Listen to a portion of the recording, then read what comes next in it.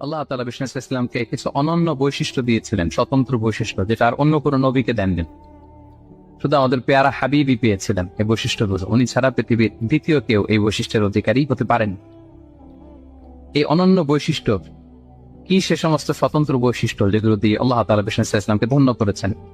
এই বৈশিষ্ট্যগুলো নিয়ে আজকে আমরা জানবার চেষ্টা করব, কিভাবে আমাদের নবী unique, some distinctive characteristics of Prophet Muhammad sallallahu alayhi wa sallam. এই টপিকের উপর আমরা কিছু কথা শুনবো ইনশাআল্লাহ। আমরা যদি একটু পেছন থেকে শুরু করি, ব্যাক টু দ্য হিস্ট্রি, তাহলে দেখবো এই যে বিষ্ণু ইসলাম 570 খ্রিস্টাব্দে আব্দুল্লাহ এবং আমেনা ওনাদের ঘর উজাড় করে আলোকিত করে পৃথিবীতে শুভাগমন করেছিলেন। এ ধরার বুকে ওনার শুভাগমনের 2000 বছর আগে সাইয়েদানা ইব্রাহিম আলাইহিস সালাম ওনার আগমনের জন্য আল্লাহ তাআলার কাছে প্রার্থনা করেছিলেন। We have to connect the dots. History বুঝতে হলে আপনাকে ডটগুলো একটু কানেক্ট করে নিতে হবে।